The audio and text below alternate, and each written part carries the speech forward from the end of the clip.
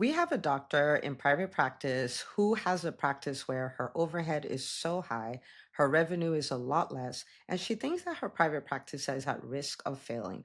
And so today, what we're going to do is take a look at this practice, come up with a diagnosis, fix the practice, and give this doctor a strategy she can start working with, and right away start seeing wins in her practice. And over time, bring it from a place where it goes from almost failing to completely thriving. Okay, so we're going to look at this private practice.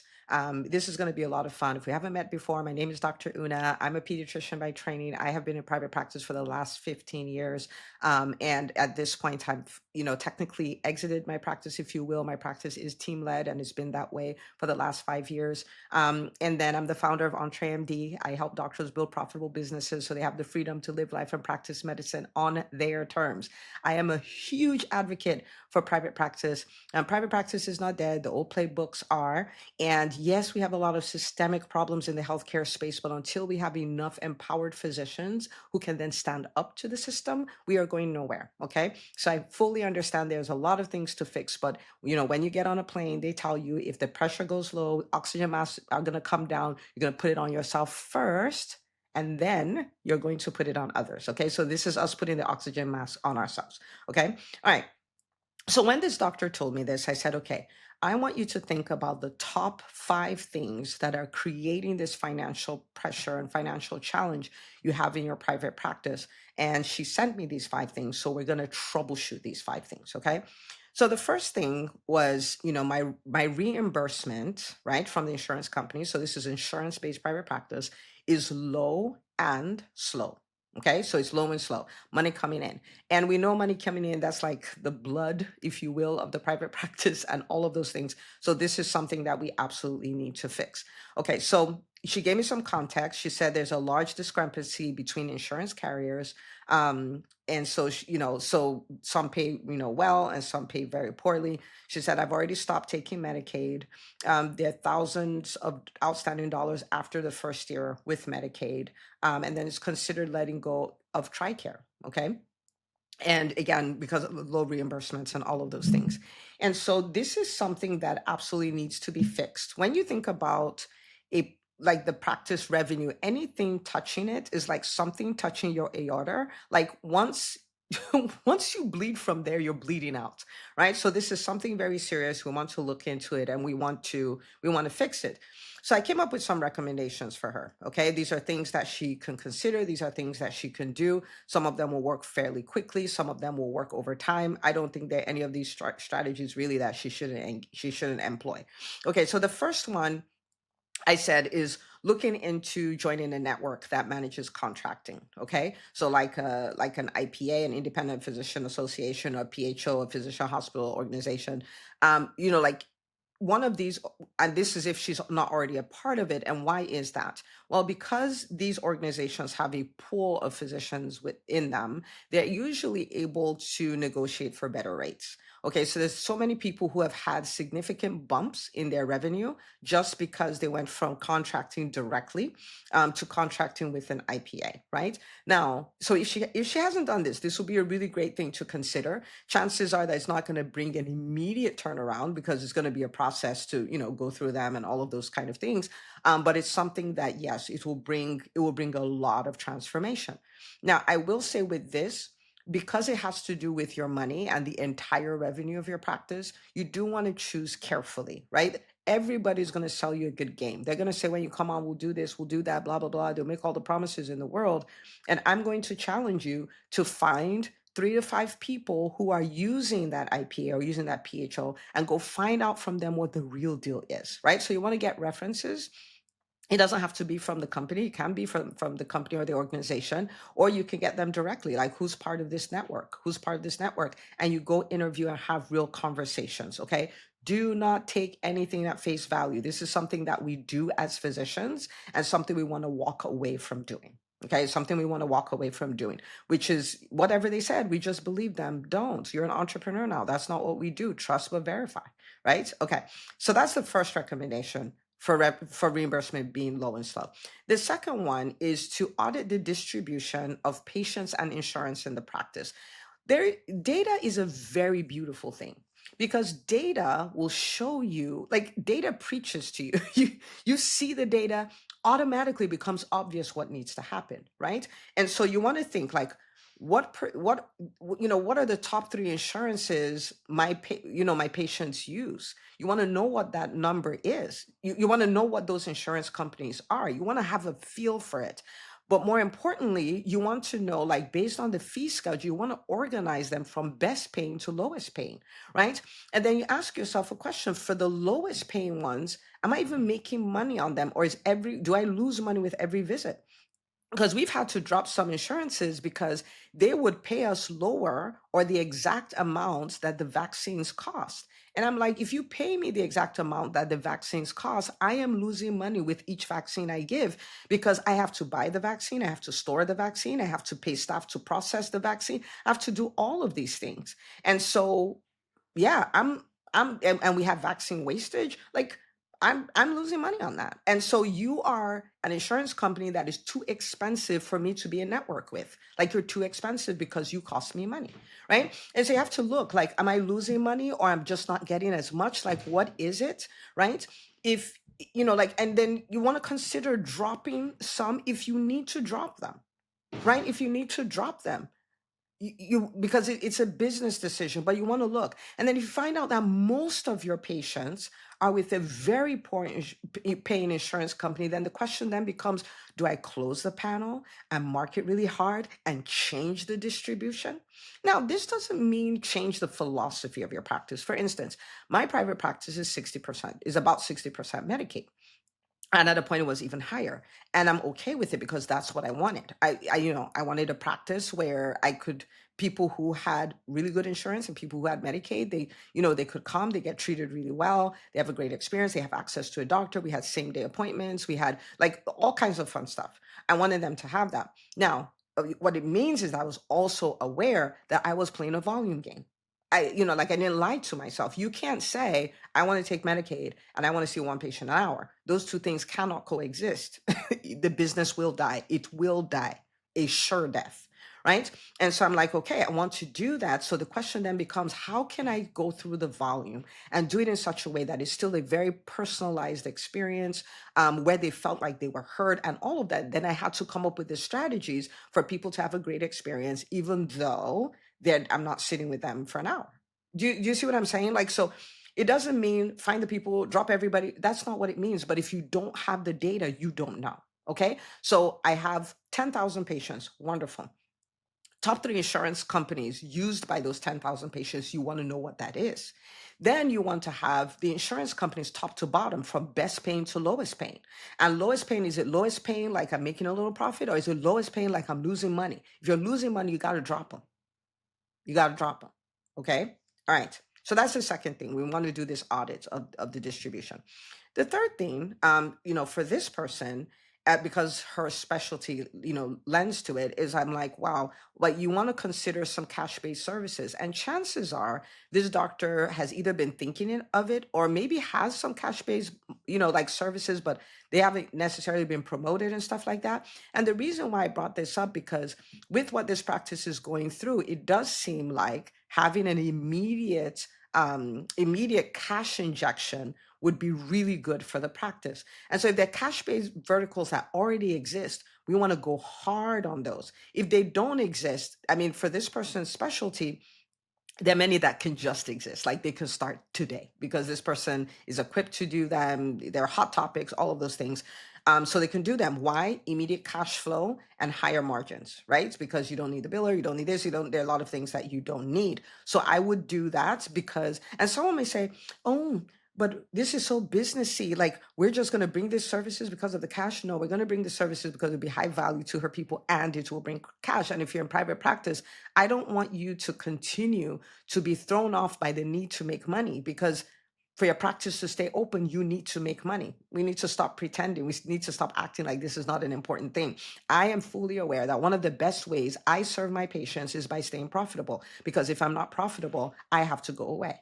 Okay. Okay. So that's the third recommendation, is to lean into some cash-based services. Okay. Again, cash injection, because this practice, we need to get cash in. The fourth thing is, I would prioritize services that increase the cash flow. And I'll explain what I mean by that. Okay, so let's say, for instance, in my private practice, if we say, oh, it looks like the next 2 weeks that we have open spots and stuff, and we need to do something to fill our schedule. So we need to be proactive as opposed to reactive. Okay. And let's say I have 300 patients who are overdue for well checks. Okay. Now, I know that I can't see all 300. So what are we going to do? We are going to call the people with the better paying insurance, and we're going to get them in. What is that going to do? It's going to give me a better cash flow. Now you might say, but what of all the other people? Well, in my practice, we happen to have a routine schedule for sending out reminders to make appointments. So they have all had reminders, every last one of them. Okay. We also do not let people leave the office without scheduling an appointment. So for them not to have an appointment, it means that they canceled the appointment or they no-showed for an appointment, and we have not been able to reach them. Okay. So are we reaching out to everybody? We are. But if I want to go hard and put staff time behind bringing people in, I am going to leverage what will be a bigger win-win situation for all of us. Okay. All right. So for this doctor, you have to be aware. You have to be aware. The services that I offer, top to bottom, what are from biggest revenue generator to least revenue generator? Do you do all of them? Sure. But in a situation like this, where we're like, oh my goodness, something needs to give, you want to prioritize those. You're available for everything, but you prioritize those. Okay. All right. Again, if this makes you feel like, rah, rah, rah, but it's about the patient, of course it's about the patient. That means you're treating people differently. No, no, no, no, we're not. We're not. But seeing patients is the responsible thing for a doctor to do. And keeping the practice profitable is a responsible thing for a doctor to do. They're both responsible things. So we're doing both. Okay. All right.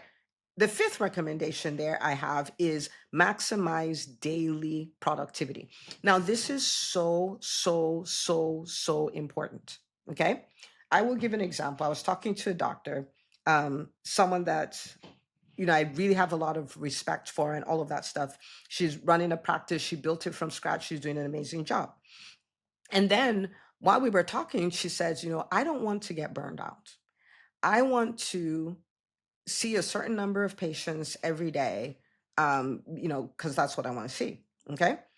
And then I said, and then she went on and I said, wait, what is that number? How many patients do you want to see? And I asked this question because I know she's an insurance-based model. And so she says, I want to see 14 patients a day. And so I said, 14 patients a day, you're an insurance model. And I know your reimbursement is probably not more than $150 per visit. So I'm like, okay, we're going to do some math here. Okay, so 150, I didn't use 150, I used 100 on that day because, the math was easier, but let's do the real math. Okay, 150 times 14 is 2,100. So I mean that your cap, with you as the doc there, your cap is 2,100 a day, okay? And you multiply that by 260, you're at $546,000. Now, when I did the math with 100, it was $364,000. Okay. So you're at $546,000 before overhead. Like the cap of your practice is that's the cap of your practice. And if your practice is like 60% overhead, which is not unusual, your 60% overhead puts you at 327,600. So the question then becomes, what's left? Right? What's left? So this is what we need to look at. You have to know what the numbers say. You have to know what the numbers say. So when I did it with her and did the math at 100, I said, you're at $364,000. That's the cap. That's the most your practice can bring in before overhead, before paying you, before any profit. You have to be sure that you're okay with that number. You see what I'm saying? So for this doctor, I would actually have her look back on the last 2 weeks, on the last month. How many patients are you seeing every day? What is the maximum amount of revenue you can create with that? Are you having more no-shows than you thought? Are you seeing less volume than you thought? With the volume that you are seeing, what is the max per day? Because if that max per day is a number that you don't want, something needs to give. Do you see what I'm saying? If we don't do the math, bad things happen. Okay. So this is part of the reason why, we use, in my private practice, we use Practice Pilot. Okay. So Practice Pilot is a financial tracking software for private practices. And when you go in there, one of the things it will do is it will have you put your average reimbursement per patient. Okay. And then you'll set what your goal is. So if you say my revenue goal for this year is I want to bring in 2 million. Now, based on your average reimbursement per patient, it will tell you how many patients you need to see. And if you say, no, I don't want to see that number, I want to see this number, it will show you how much revenue you can generate. And once you see those, there's just something about seeing the data that lets you know, like, wait, I don't like that number. And then if you don't like the number, the average reimbursement needs to change, or the volume of patients needs to, something needs to give. Okay, so I would have this doctor do the math. With the way you're functioning, what is the potential amount of revenue your practice can bring in every day? This is a number you want to know. Okay, all right. So that was the first thing. My reimbursements were low and slow. Okay, second thing, my AR is out of control. Okay, my AR is out of control. So when we looked at this, okay, this is the number that she gave me. Okay, she said over 90 days, so from over 60 days was almost 80% of her revenue. Over 90 to 120 days was 38% of her revenue. She has a lot of revenue sitting in her AR, a lot of it. Okay. And, for older practices, you may have that because maybe you have bad debt like from years and years and years. So your over 120 is like bloated. She's in her second year. She's in her second year of practice, right? And so to have that number, I would definitely make the assumption that my biller is not doing a good job. You can even make the assumption that maybe your front desk people are not doing a good job, maybe the insurance eligibility, I don't know. But there are things that you're going to, okay, we need to look here. Now, so these are the recommendations I have based on that. First of all, I'm like, you have to treat this as a matter of urgency. And I would think of it like somebody's bleeding out. You're a surgeon, you have somebody on the operating table, and this person's bleeding out. Nobody's like calm and collected and whatever. Like, we have something to fix. Okay. So we're not frazzled, but there's urgency. Okay. When you have AR like this early in the game, there's urgency. This needs to be fixed. It means the practice is bleeding out. What that means is, we have this thing of, if we're seeing a lot of patients, that means, if we're really busy, it means the practice is working. No. The evidence of the practice working is in the bank account. Because the fact that you saw a patient doesn't mean you got paid for seeing the patient. It doesn't mean that at all. Like, after seeing the patient, there are processes that need to happen before you get paid. Okay, so this is what I have for her. Treat this as a matter of urgency. Treat it like there's somebody in the OR on the table bleeding out. If you know the level of urgency you have with that, you're still calm because you have the strategy, the algorithms and all of those things, but it's urgent. It's urgent. So one is treated as a matter of urgency. Two is meet with the billers to diagnose the issue and create a strategic path forward. What that means is you're not even offering all the things. When you have a vendor, please understand that the vendor works for you. Okay, they may not be your W-2 employee, but they work for you. And so you sit with them and you're like, okay, we have an issue.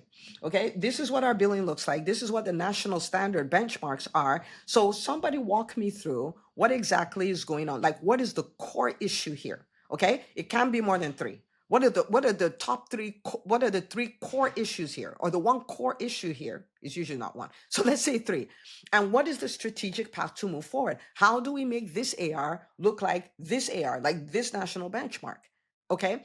Now, billers have been known to blow hot air because they know physicians don't care about this stuff. Physicians don't want to look at this stuff. Physicians will not ask questions. I literally had a client who talked to her biller, like, I want us to meet and do all this. And she's like, no physician has ever asked to meet with me. I was like, oh, we're in the on-trend world. Of course we ask. This is the era of the practice, right? Okay.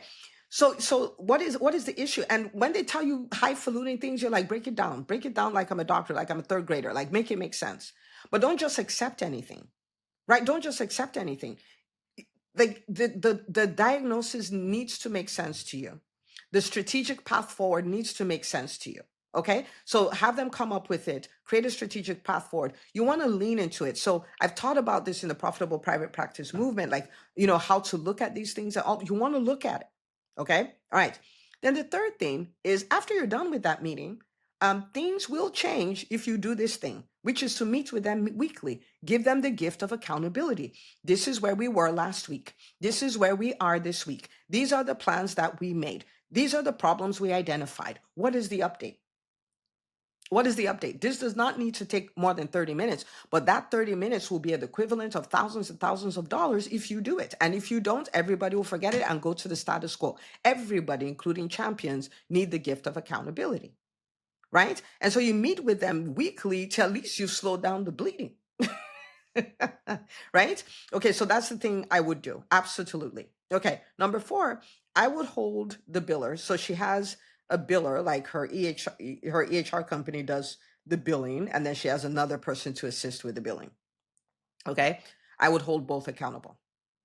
Okay, I will hold both of them accountable to whatever metrics and all of those things. I would even hold the front desk accountable if they're not verifying insurance eligibility, collecting co-pays. Like if your personal AR as opposed to your insurance AR is also really high, I will hold them accountable. Like all co-pays need to be collected, all co-insurance needs to be collected, all deductibles need to be collected, all old balances need to be collected. I want you to start thinking about your front desk person as your director of finance. Their job is to collect money, because your practice is in a place where you need, like, everybody needs to collect money, but for this practice in particular, they need to collect money. They can leave no money on the table, none. Okay. Then number 5 is long term. You have to look, do I need to start looking for a new billing partner? Do I need to look for new billers? Okay. Because if you're working with billers and they're not making the changes, they're gaslighting you, it's the same thing over and over again. They're not getting any sense of urgency or whatever. You can work, you probably need to work with them to do what you need to do in the moment. But if you know you're going to look, then you want to start looking, because that's a whole process on its own. And again, I would tread carefully. I would not roll over my billing to a new company without interviewing people who are using that new biller I want to go with, hearing their real experience, especially if they're people who know what their numbers are. Sometimes people are like, oh, that biller is great. They've never met with them. They don't know what their AR is and all that. That doesn't matter. So you want to talk to somebody who, like you, is looking into their numbers. They know what it is. They know their billers are good at this and all of that kind of stuff. Okay. I would say long-term, start looking for new billing partners if you need to. Okay. And again, a financial tracking system like Practice Pilot is probably a good system, like it's for you to keep your numbers in front of you. You can see it. It's a simple system. You can log in every day, see what we're doing with money, let's see what our potential revenue is, look at what our AR is looking like, and all of those things. Okay. So that was the second problem. First problem, reimbursement is low and slow. Second problem, AR is out of control. Third problem, high overhead. Okay. Now I didn't get all the details of the overhead, but for instance, her rent is $9,500 a month, right? That's almost $10K a month. That's $120,000 a year, almost. Okay. All right. So we have high overhead in the midst of our low and slow reimbursements. Okay. And our billing, our AR being out of control. So we have inflow problems and we have outflow problems. Okay. So what would I recommend she does, right? So this is, this is a high rent, it's a high lease. And by extrapolation, like our overhead is just high. Okay, so one is, consider subleasing. And one of the things that happens when we have really big things that we need to work through is that our mind offers up this thought of, it's not possible, you can't, it's not possible, nobody does that, all of that stuff. You're an entrepreneur now, right? So everyone watching this. And so what that means is there are very few things that are, like we don't start with impossible. So we don't say, I can't do that. We say, how can I do that? Right? This is such an empowerment question. How can I do that? How can I pull that off? How can that be possible? How can? Okay, so have human beings subleased? Yes, millions of people have subleased. So, okay, how can I? Right? Oh, but the landlord said I can't sublease. Okay, does he want that, or does he want a private practice that's not there at all and can't pay him money anyway? I'm paying you 10 grand a month, man. Like, help me figure out how to help you. Okay, and so yes, so can it be negotiated? Yes. Can we find a tenant? Yes, we can. We simply can. Okay. All right, so especially if you're not using all this space, oh my goodness, because you can reduce your rent by $2,000 a month if you can find somebody who's subleased for $2,000 a month. Okay, so that's a thing, and I would work it. I would work it. Okay, I would tell the people in my network. I would have my team talk to people. I'd do all kinds of stuff. Okay. Second thing is reduce non-essential, non-revenue generating expenses. And so what that means is you're going to pull, for instance, your bank statement, your credit card statement, all of those things for the practice, and you're going to go line by line. Okay. Is this essential to the running of this practice? Does this create revenue? Is this essential to the running of the practice? Does this create revenue? Is this essential to the running of the practice? Is this create revenue? And if it doesn't, just chop it off. Chop it off. Okay. And it's a way of thinking. I recommend this for people when their practices are booming. It's like you want to go through. Does this essential? Does this generate revenue? Okay. Now, I want to tell you 3 things to never cut off. Okay. These are 3 things we don't cut off because we need them. Number 1, advertising with a return on investment. Okay. So let's say you were running ads, you were running Google ads or Facebook ads and whatever. So let's say you're doing Google ads, and from Google ads, you get 40 new patients every single month, and you're spending $1,000 on it. Okay. Now let's just make up numbers. Let's say, for their first visit is, just for the sake of math, let's say it's $150. Okay. So you have $150 times 40, right? That's $6,000. So you are making an ROI, return on investment, of $6,000 for every $1,000 you spend. Okay. So how much do you spend on that? All the money you can spend because it's paying for itself. Every time you spend 1, you get 6, which is a net of 5. You see what I'm saying? So when we're reducing expenses, we don't cut that. Now, if you have the marketing team, you're paying 12 grand a month and they're not doing anything, by all means, cut them, right? But when you have an established, documented, I can see in the bank ROI, you don't cut it off. You don't cut it off. Okay.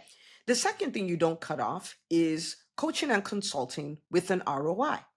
Okay. So for instance, in this conversation that I'm having, like where we're troubleshooting this private practice, you will find that these strategies, if you execute them, the minimum you'll be able to get from this one conversation is $100,000.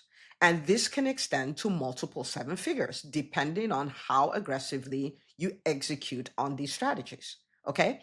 Now, if you are paying somebody, right, for this, and you are getting the strategies that are keeping you in motion, you're getting the strategies that are helping you build, you don't cut that off. You don't cut that off. Right? You don't. Why? The ROI is huge.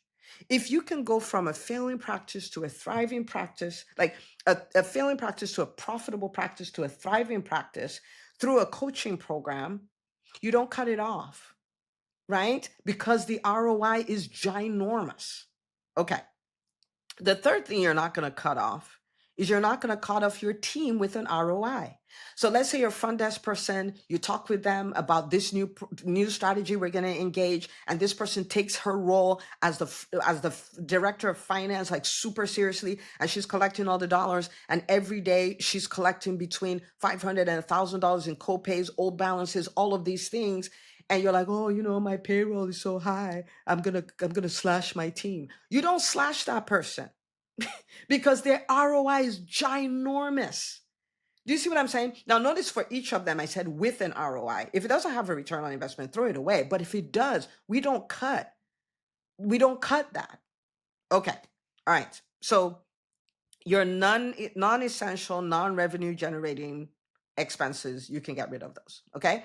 All right. So the next thing we're going to do for this really high overhead is to increase revenue. So we go back to what we had with number 1. I'm going to talk about more, right? We increase revenue, right? Because there's some expenses that just can't be cut. So we go after making revenue so that our expenses, the ratio becomes a lot less. Okay. And this is my favorite strategy. My favorite strategy is let's create, like, of course, we want to shed fat and get rid of waste. We don't want to be wasteful. We want to be good stewards. But at the same time, your revenue, this is your big strategy. Okay.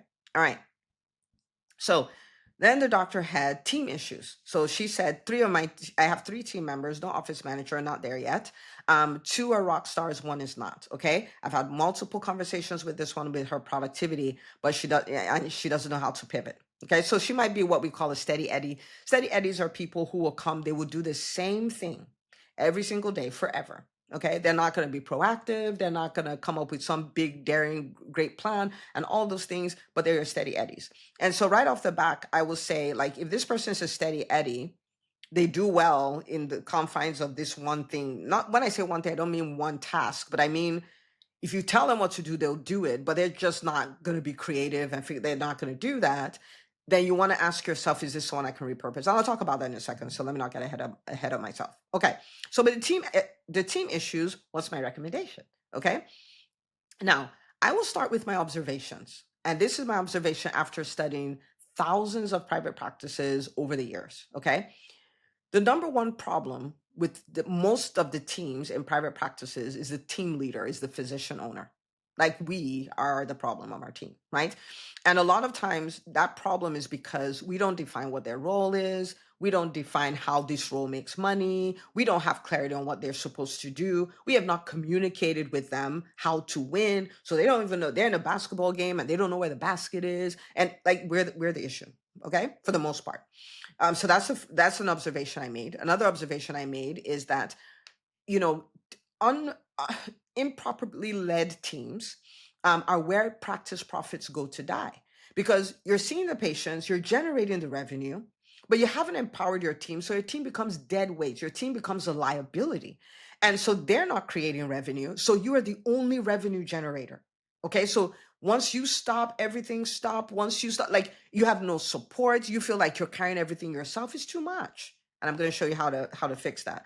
And so that's where profits go to die. And we just didn't set up our teams to help us with the burden of ownership, with the burden of creating revenue, right? Okay. So what are my recommendations as how to fix this? Number one, define KRAs, key result areas for each role. And I didn't say key tasks, I said key result areas. So for instance, for a front desk person, we're not saying, well, greet the patients, check them in, all of that stuff. Those are activities, those are tasks, and those do nothing, right? Like, of course, they're very important, but oh my goodness, those are tasks. As opposed to, right? As opposed to, for instance, 100% collection on all co-pays, deductibles, co-insurance, and old balances, right? We say 100% insurance verification on all appointments, right? We say 5 Google reviews a day, which means they have to greet the patients in a certain way, do things in a certain way. So when the patient is leaving, it's like, I hope you had a great experience. It would be so much to me if you could leave me a 5-star review. That's how I keep my job. I'm not saying that's how she keeps her job. I'm just being funny. But when you have these outcomes, now their creativity is is unlocked to go get it, to go make it possible. And you can show them, like, this is the outcome. These are the activities you do to get there. But when you do that, can you imagine you don't have to bear the weight of, oh, things were collected up front, or we're getting reviews, or like you're sharing, you're sharing it, right? Okay. So, and every role in the KRAs, every role needs to include serving and earning. It has to include both. Okay. All right. So the second thing I would do is now distribute the outcomes linked with turning the ship around. So we've talked about a lot of things. We talked about, the billers. We've talked about collecting on old balances, maximizing daily production. We've talked about auditing. We've talked about all of these things. You want to do it with your team. Don't do it alone. Don't do it alone. So for instance, we need to make sure we're collecting all the money for what we do. So the front desk person could have collecting all the upfront money, right? You can have another person that's in charge of creating 3 appointments with this cash-based vertical that you want to do, right? You have your biller with the metrics, so they're in charge of that. Like, share the burden for this stuff. Maybe you looked at your daily productivity and you're like, oh my goodness, like we're seeing 4 patients less than I actually want to see. They have another person who's in charge of making sure you see X number of patients a day. They're hitting the recaller. They're they're doing all the things. But do you see what I'm saying? Like, don't just bear it all, like bear it with the team. Cast vision with them. Tell them this is the kind of practice we're in. Tell them about all the private practices shutting down, and we've decided we're not going to be a statistic, but because we can do the things, right? Share share it in such an inspiring way, and tell them, let's go. They will go with you. Okay. Third recommendation, repurpose or dehire team members as needed. Okay, so like the Steady Eddie, if you need to repurpose them where they're doing something where they're kind of doing the same thing and it's a thing that needs to be done, doesn't need to be automated and stuff like that, like you kind of put them in that position. If they just can't work, like dehire them, and the sooner the better. Okay, and again, this is one of the reasons why I like Practice Pilot. I think I'm going to keep mentioning it, and you can check it out. It's practicepilot.io. But this is one of the reasons I like Practice Pilot, because it's self-reporting. And you don't want to enter the data. You want your team to enter the data. So they will see, our goal was to see this number of patients, but today, oopsie, this is what we saw. Right? And they're like, oh, wait, we need to fix that. They're the ones who put in the AR. They're like, oh my goodness. And they see that, right? And the personal insurance and all of those things. So you want that, because what it does is it helps your team see what you see, and it helps them come to the conclusions you came to, right? Okay. All right. So that was the fourth problem. That was the fourth problem she talked about. The fifth problem she talked about was her personal finances. Okay. So there's financial pressure there because she took out a HELOC. She took out from her 401k. She got a bank loan, and she used this for renovations, equipment, furniture, personal bills, and she has personal bills still and stuff like that. Okay. So what is the recommendation here? Okay. Now, first of all, I will say this. If I was talking to this person face to face, I would say, you want to be careful, okay? Because financial pressure is real, financial pressure is hard, and it is sometimes really, really hard to make smart financial decisions when the pressure shows up. Sometimes it's really hard. Money-led decisions, like I'm making this because of financial pressure, are rarely ever the right ones. And I say this like I'm sending virtual hugs first. I know this is hard and all of that stuff, but let's walk through some things to do. Okay. All right. Now, and in part of being, like careful is probably if you feel under so much pressure and you feel, I must make a decision now. I must do this now. Like probably decide to sleep over it. Like don't, like when you're in that state, don't make any decisions. Don't make any decisions. Okay. So that's the first thing. Just be careful. Second thing, aggregate all your debt. Okay, so these are all the things I owe. This is how much it is. This is what all the monthly payments come up to. This is what the total monthly payment comes up to. And talk to all your lenders. Everything is negotiable. Everything is negotiable. So if there could be a pause of something without increasing your interest rate, that would be awesome. If there could be a decreased interest rate, if they're willing to do that, that would be awesome. If they talk with them, if they would do lower payments for X amount of period, again, without changing the interest and changing the terms, we don't want to go from one issue to another, then that would be awesome. But don't make the assumption that it's not negotiable. Everything is negotiable. Everything is negotiable. Okay. Number 3, I said this before, but I'm going to say it again. Prioritize services that increase cash flow. Okay, prioritize services that increase cash flow, because we want cash flow coming in. The thing that will give you the greatest peace, right, with this is bringing in revenue that makes up for that. Okay, all right. And one of the things was, do I sell my house, or do I not sell my house? I would say it depends, and you really want to think about that. For instance, if you're like, I was looking to sell in the next 1 to 2 years anyway, and you had a home that has so much equity in it, it has it had a low interest rate, all of that stuff, and you'll be able to sell this, buy what it is you want now, and then you have, like profits off of that you can put into whatever you want to. You can do that if you're not thinking about selling it at all, and maybe you got a house in the last 2 years and all of that stuff, and it's just gonna be a lose.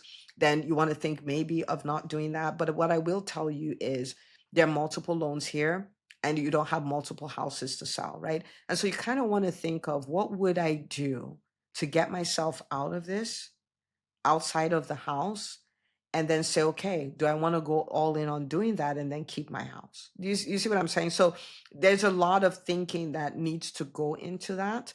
But I would say no hurry to do something that is fairly permanent off of something that is temporary. Does that make sense? So that's the way, but there's a lot more conversation So I would say you want to be strategic with what you do here, okay? But definitely talk to your lenders for sure, and for sure get that cash flow engine going, bringing revenue in, and all of those things. Okay. So lots of stuff. And so this is the last one, and it's mental exhaustion from all of this. Okay. And I'm gonna read what this doctor said. I think it's important, because this is what she says. I'm a solo doc. I've always done it alone. I haven't had mentors or physician colleagues to bounce ideas off. I feel isolated. I'm a Black female physician in town with only two to four other Black female in private practice, but there are 30 to 40 doctors in my specialty in this town, and all that stuff. I'm losing hope. Okay. So again, first of all, the long squishy hug, like long squishy big understanding hug, and all of that. And I do want to say, thank you so much for what you do, because you've chosen to serve people for this long. You've chosen to build your own healthcare system, which is really what we do as private practice owners. And think of what the thousands of people who would not have access to great care if you didn't say yes to doing what you do. So big, big, big hug. And I want to say, like the principles of rest. Sometimes it's really hard with what you're going through, but there's rest, there's meditation, but there's also a support system. And I want you to understand that no matter what it's out there, you can have a support system. It may look different. You may need to get a little creative, right? Some of them may be outside of your area, and some of them may not even be close to you. They may be online. I have such great relationships with some doctors who've poured into me so much, and who I've been able to bounce ideas off and all of that. And I haven't even met them in person. Some of them, I met them in person after 3 years. You know what I'm saying? And so I don't want you to accept the fact that you can't have a great support system. I want you to know that you deserve a great support system, and then build it. They may not all be in your area. They may not all be like you. They may be online and all of that stuff. Just refuse to walk alone, right? And so what is a good starting point? In the communities where you do find yourself, show up, ask questions, talk to people, schedule lunch dates, schedule Zoom meet and greets, have conversations, start networking, and you'll find your people, or people who know your people, and all of that stuff, right? But I will start from this thing that, of course, my support system is out there. And of course, I deserve a great support system. And no, I am no longer going to walk alone. Like, I'm just not going to do it. Right. And so whether there's spaces online, if we have a number of communities, we have the profitable private practice movement. Like, if you're part of that, like, when you come in there, show up in the comments, connect with people, and then take those relationships offline and stuff like that. Like, do that. The EntreMD Business School is another one, huge, huge, huge one, right? And like, build your own community. And in a time where most people talk about private practice being dead and you can survive and woe is us and all of those things, find people who are saying the opposite. Find people who, like you, want to take their practices from not doing really well to really, really profitable to thriving, right? So do that, right? So show up in those spaces and start building those relationships. Okay, set a target for yourself: 3, then 6, then 12, then whatever, and build that for yourself. Okay, and then so goodwill, it always comes back, you know what I mean? And so when you have an opportunity to help somebody, and when I say help, I don't want to mean like you shut down your office for a day and go do stuff. I'm not even talking about that. I'm talking about simple things like somebody opened a new practice and you're mailing them a card and saying, oh my goodness, congratulations, welcome to the area. Somebody gets an award, you like congratulate them. Somebody, it seems like they're struggling, you encourage them and stuff. Is goodwill. And the thing about goodwill is it's going to come back to you. It may not come back from the person you showed goodwill towards, but it will come back from somebody, right? And so, do that, do it knowing that I'm just sowing these seeds and they're going to come back to me, but refuse to walk alone. And if you look in your circle, your network, your area, you'll find that there are people I can sow goodwill into, and there are people that I can start having conversations with and start building that support system, right? Whether they're online or they're in person, stuff like that. And so I know we went through a lot of stuff, but I hope out of this you can build out, like, this is where I'm going to start from, and revenue. You really want to start. Really want to start with fixing the revenue and all of those things. But you have things that you can say, okay, these are the 7 strategic things I'm going to do over the next 30 days with my team. So with your team, you can do 7, right? Like I'm going to do over the next 30 days to put my practice in a position where we can start the process of thriving. Right.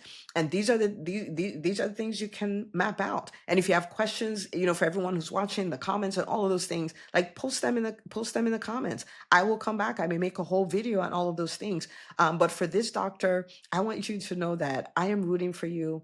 I believe in you. Obviously, I support you. I guess I'm one of your supporters, right? I support you. And I really cannot wait to hear about you turning this around. I know that, yes, it's going to be challenging. It may even get a little harder before it gets easier, but I know you can do it. And I know you have the strategy, and I'm rooting for you. Stay connected to us, whether you're in PPPM or you're reading the Profitable Private Practice Playbook. And we have so many resources. If you have questions, just post them in the comments. I'll come back for it. Okay. Now, I want to challenge everyone to take the link of this video watcher. If you're listening on the podcast, I want you to take the link and share it with every private practice owner you need, because these are strategies that work whether your practice is struggling, or your practice is profitable, or your practice is thriving, right? Like these are the things we want to stay on top of so we continue to thrive, because the more we thrive, the better it is for our patients, the more empowered physicians we have. And then we now have a group of people who can go into the healthcare system and turn everything right side up. Okay. All right. So absolutely rooting for you. And I'll see you on the next episode.